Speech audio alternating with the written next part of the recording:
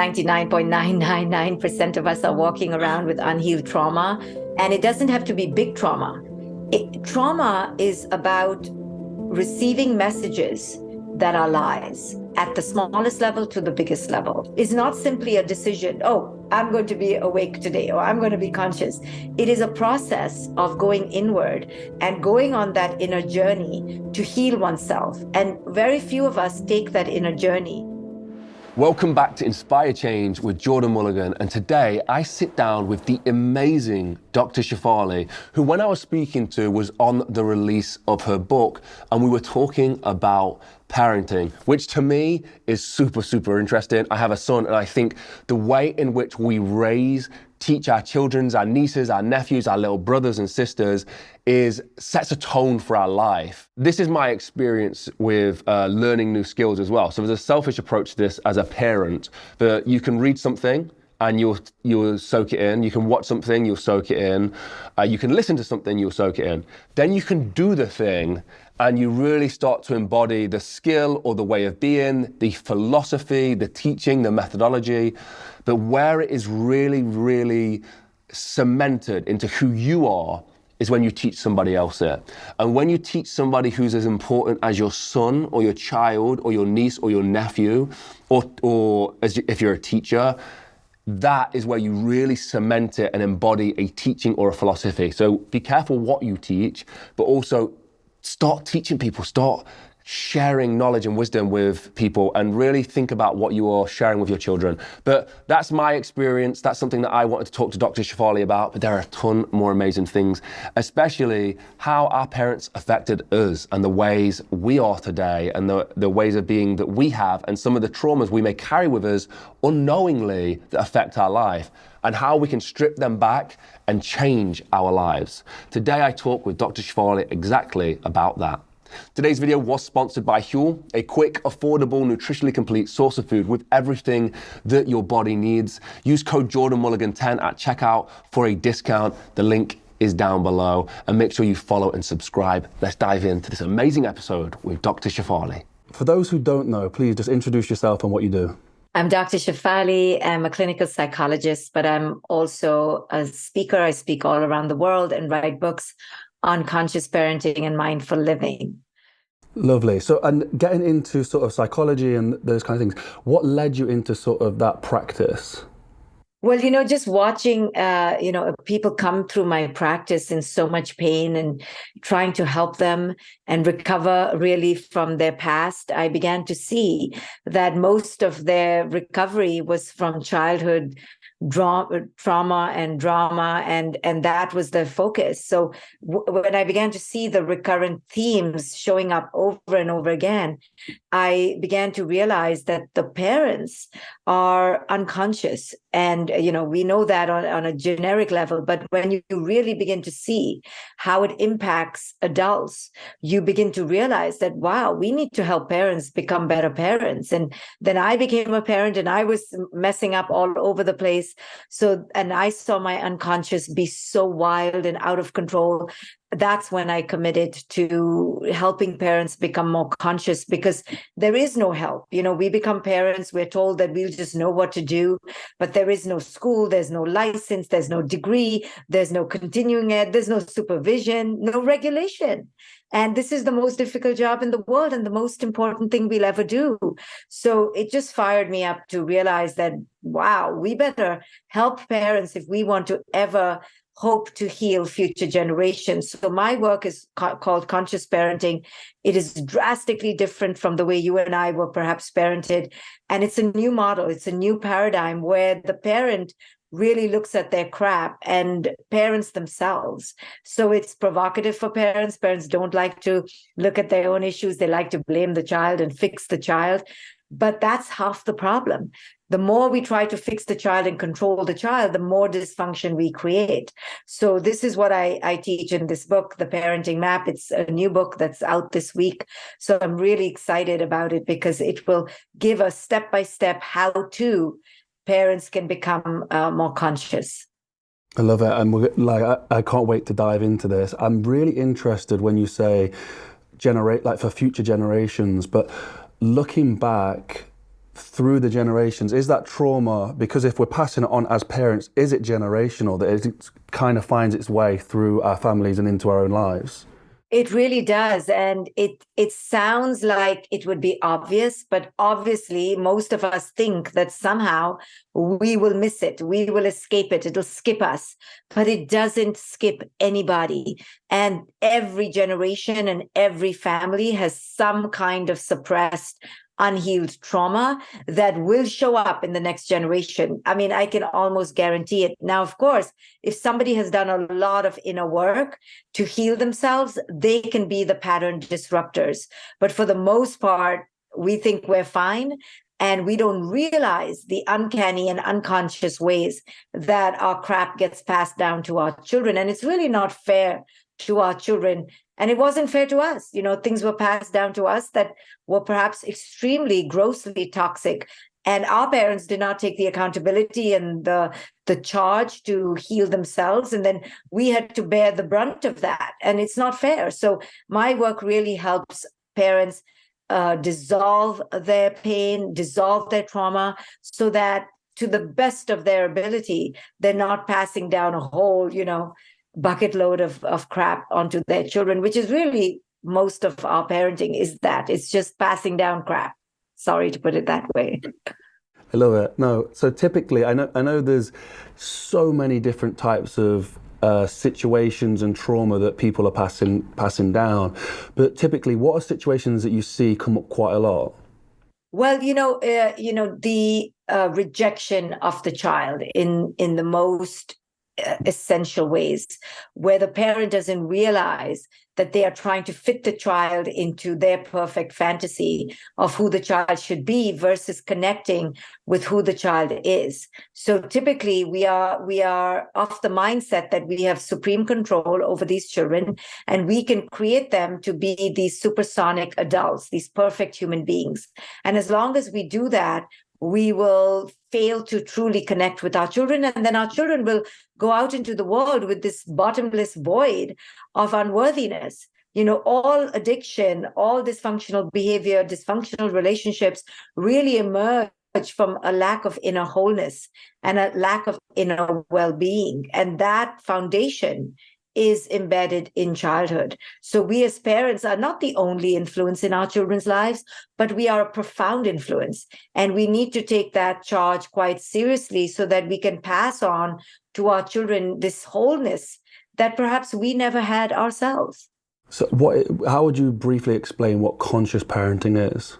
So conscious parenting is where the parent focuses on their own inner parenting. They parent themselves. And what that means is that they do not see themselves as the superior, righteous, dogmatic controllers of their children, but instead as allies and guides, helping their children flourish in their best ability. The traditional parenting paradigm that was in place before conscious parenting focused on the supreme control of the parent.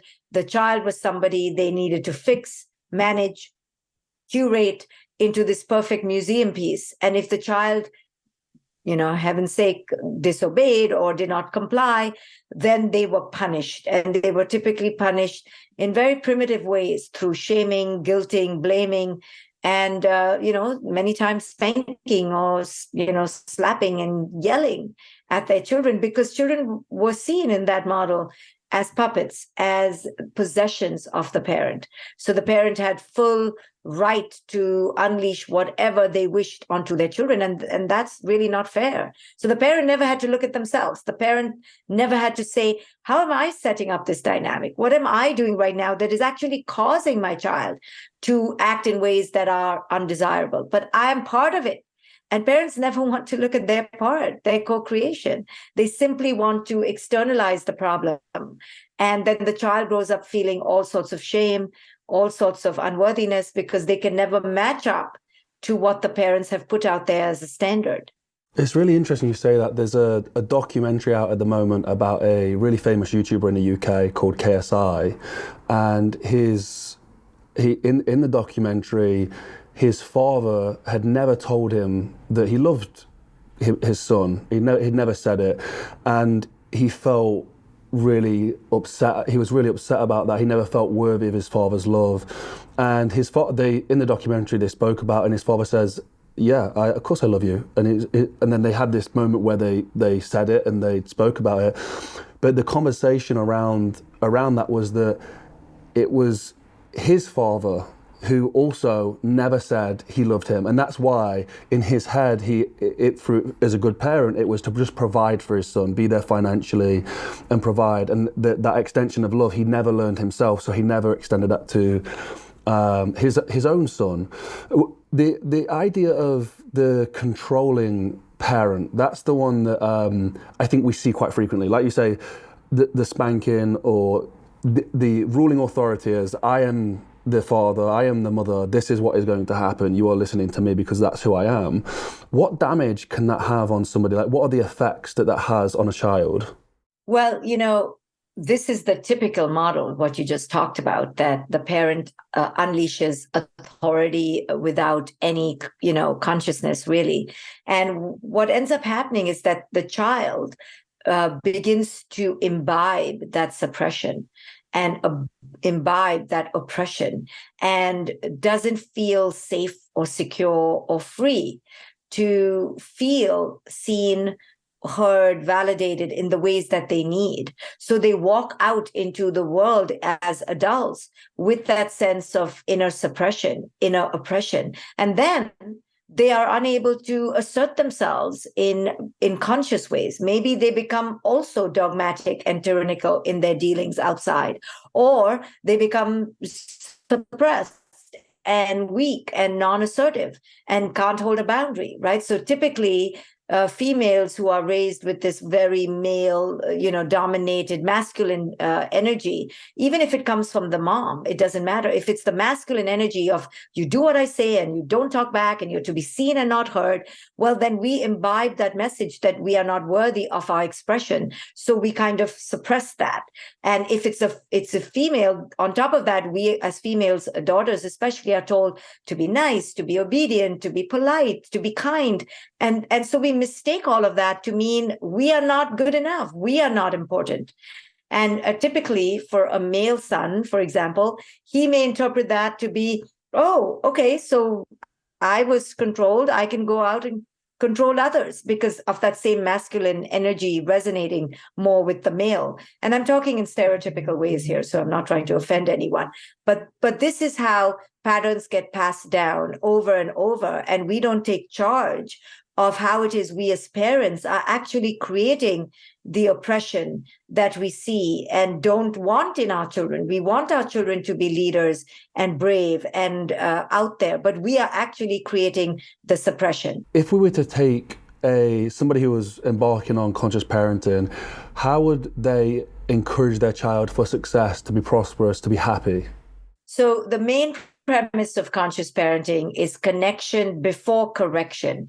Of course, we have to correct and create boundaries and safe conditions for our children to thrive. But we first need to make sure that we as parents are not doing that out of blind reactivity, out of blind ego. So the first premise is connect before you correct. So connection means what? It means that I, as a parent, need to first connect to my own inner wholeness so that I can then connect to my child as a whole person, not a puppet, not a creation of a mini me, but a whole person.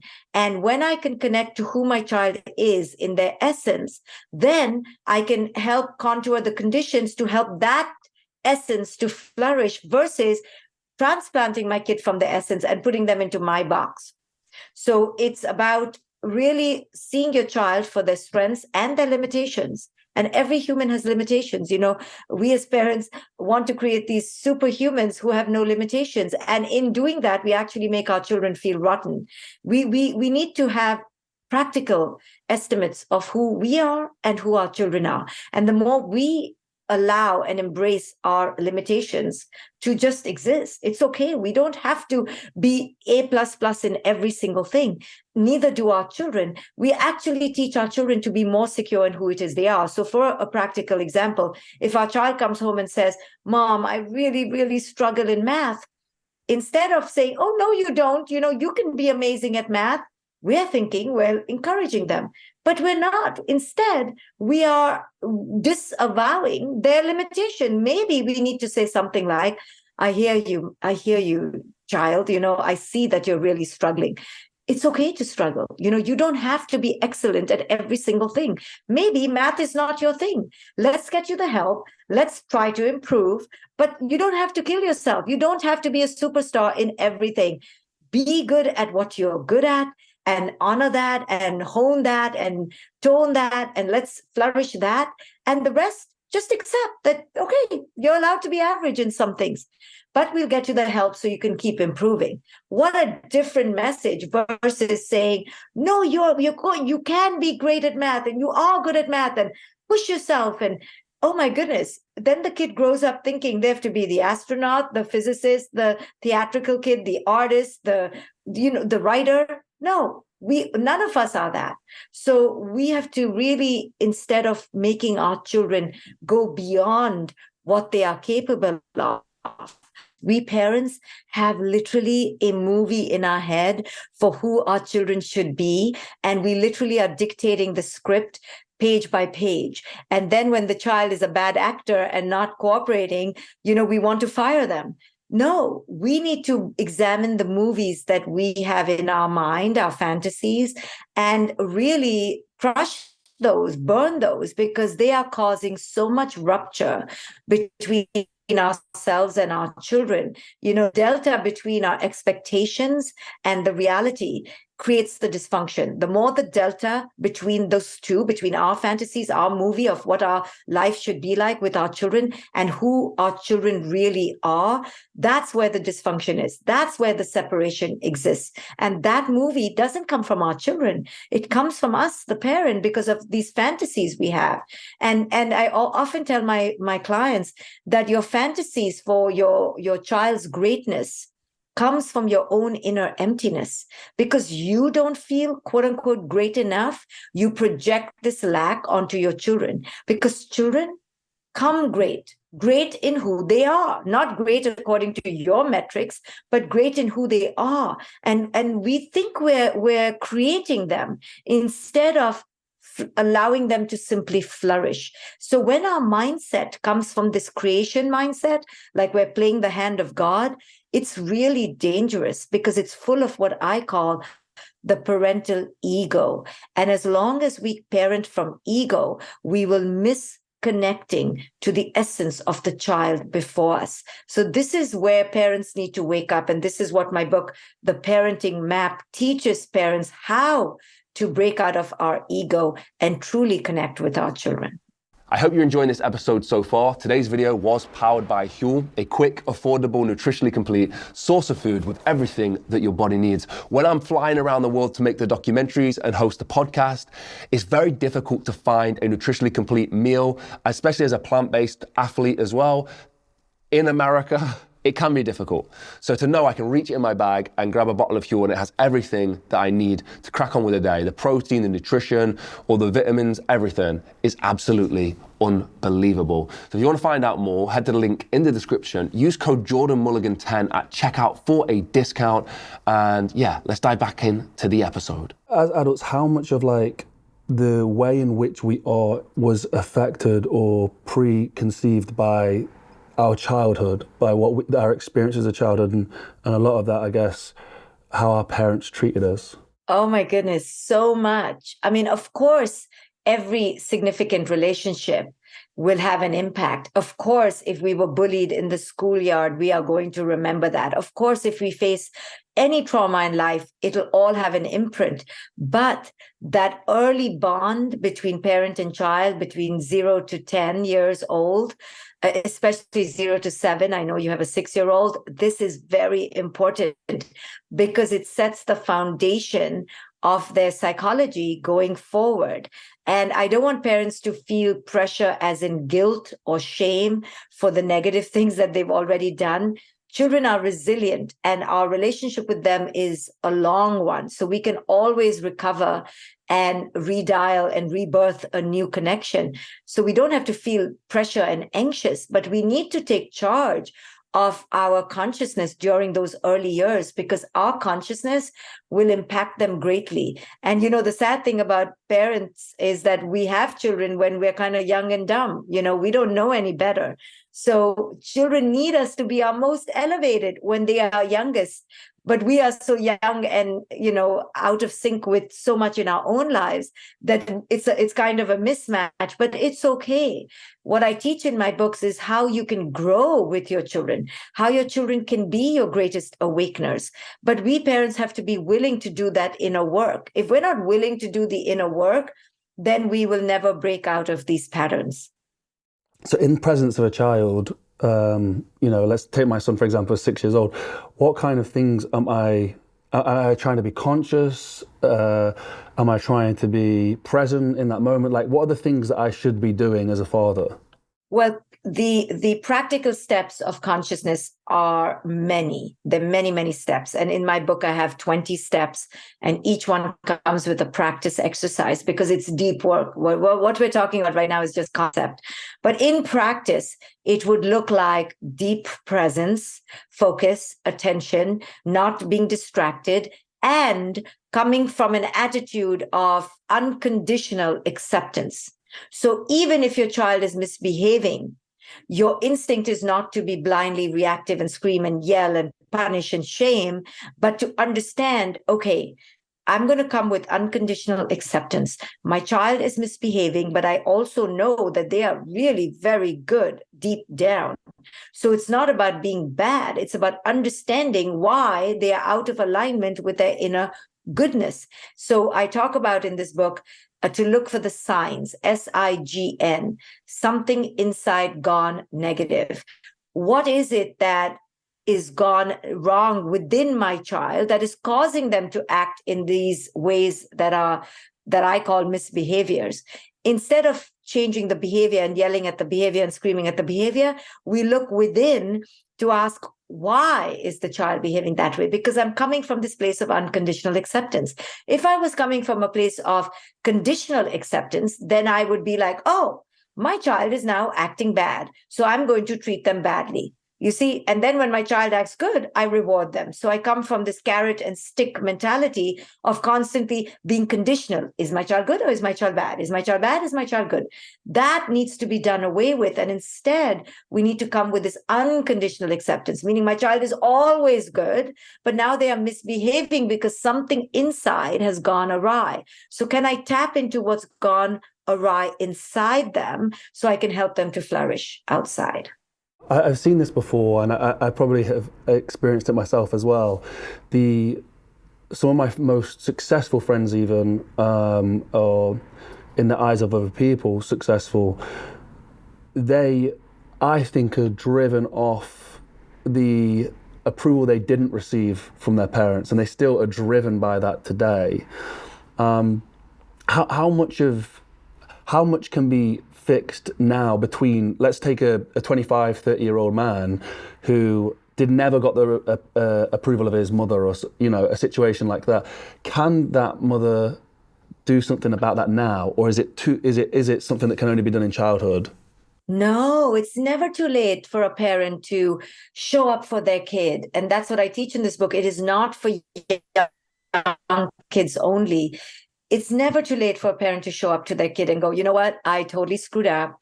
I used to treat you with conditional acceptance. I never fully unconditionally embraced you because I was effed up.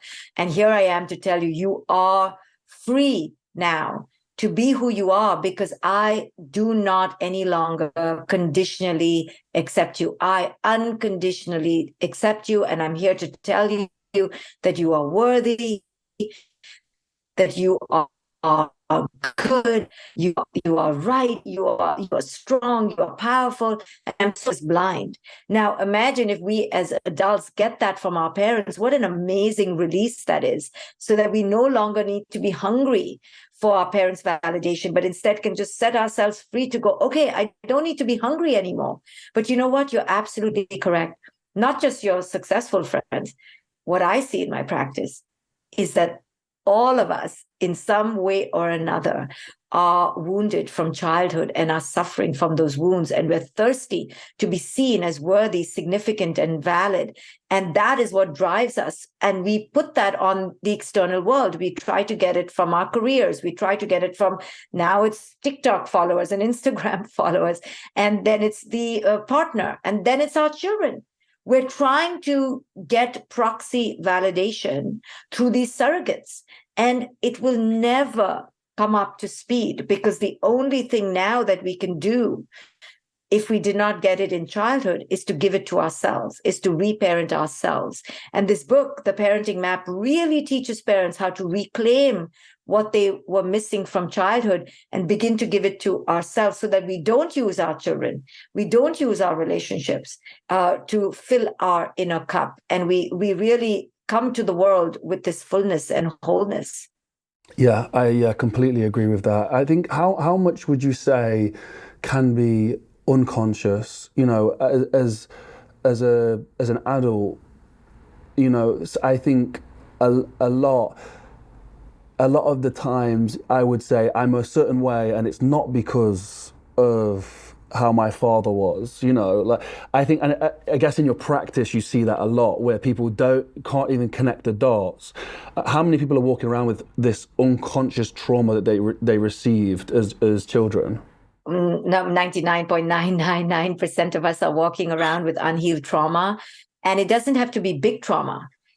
Trauma is about receiving messages that are lies, at the smallest level to the biggest level, right? So if a child is raped in childhood, that's a big trauma. And the message that child gets is that your body is not sacred. You are owned by me. I am your owner and your ruler, and I will take what I want when I want.